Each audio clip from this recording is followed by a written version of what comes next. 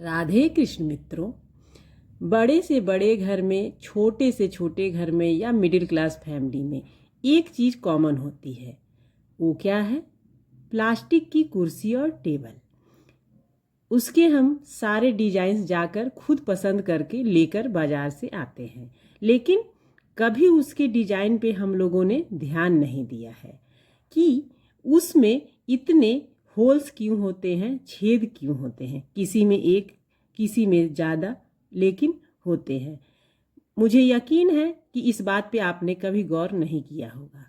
तो आइए समझते हैं कि प्लास्टिक कुर्सी टेबल में छेद क्यों होते हैं। कुर्सी हमारे रोजमर्रा के जीवन का एक अहम हिस्सा है।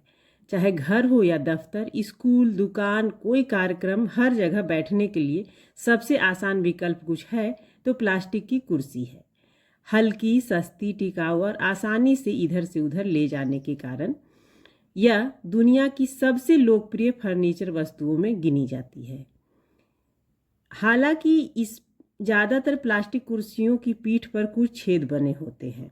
अक्सर लोग इसे केवल डिजाइन का हिस्सा समझकर नज़रअंदाज कर देते हैं, जबकि सच यह है कि यह छेद सिर्फ शो के लिए नहीं, बल्कि इसके पीछे कई वैज्ञानिक और व्यवहारिक कारण छिपे हैं। आइए समझते हैं कि आखिर क्यों रखे जाते हैं यह छेद, और जिसमें एक साधारण सी कुर्सी और भी यूजफुल बन जाती है।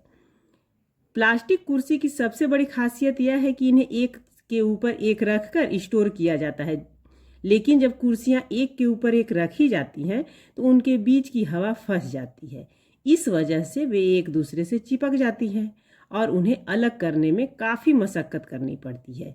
यह हम लोग को घर में भी होता है, लेकिन यह छोटा सा छेद बहुत इस मशक्क़त में मददगार साबित होता है। यह छेद हवा को बाहर निकालने का रास्ता देता है, जिससे कुर्सियां एक दूसरे से आसानी से अलग हो जाती हैं। इसलिए बड़े आयोजन, शादी, पार्टी, मीटिंग में जहां सैकड़ों कुर्सियां इस्तेमाल होती हैं, वहां यह छेद बहुत उपयोगी साबित होता है। फिर यह प्लास्टिक कुर्सियां बनाने के लिए पिघले हुए प्लास्टिक को बड़े बड़े साँचों में डाला जाता है। जब प्लास्टिक ठंडा होकर आकार ले लेता है तो उसे साँचे से बाहर निकालना पड़ता है। अगर कुर्सी में यह छेद न होंगे तो उसे मोल्ड से अलग करने में भी कठिनाई आ सकती है और कुर्सी टूट भी सकती है।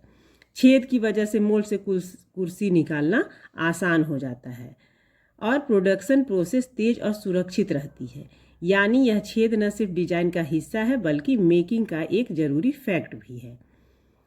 एक साधारण प्लास्टिक कुर्सी बनाने में जितना ज़्यादा प्लास्टिक लगेगा, उसका वजन उतना ज़्यादा बढ़ेगा और लागत भी।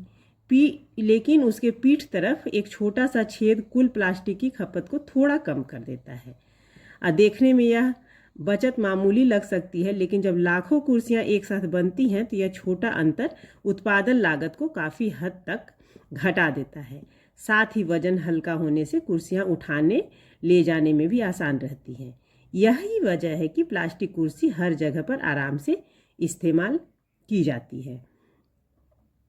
लंबे समय तक प्लास्टिक कुर्सी पर बैठने पर अक्सर पीठ में पसीना आने लगता है।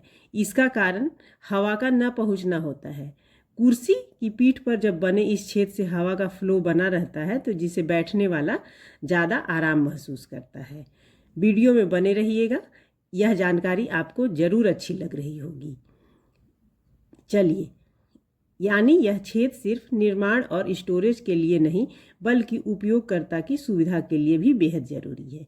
यही वजह है कि गर्म और उमस भरे मौसम में भी प्लास्टिक कुर्सियों पर बैठना अपेक्षाकृत आरामदायक होता है। मान लीजिए कुर्सी पर पानी गिर गया या बारिश में यह बाहर रह जाती हैं, हमारे घर में भी रह जाती हैं। अगर इसमें छेद न हो तो पानी कुर्सी पर जमा हो जाएगा और बैठने में असुविधा पैदा करेगा। लेकिन छेद की वजह से पानी आसानी से बाहर निकल जाता है और कुर्सी जल्दी से सूख जाती है। इस छोटे से फीचर की वजह से कुर्सी का रख रखाव भी आसान हो जाता है और यह ज़्यादा दिन तक टिकाऊ साबित होती है। यह जानकारी आपको अच्छी लगी होगी, ज़रूर कमेंट करके बताइएगा। और आपको क्या यह जानकारी पता थी, ज़रूर बताइएगा और चैनल को सब्सक्राइब कर लीजिएगा और एक लाइक कर दीजिएगा। राधे कृष्ण।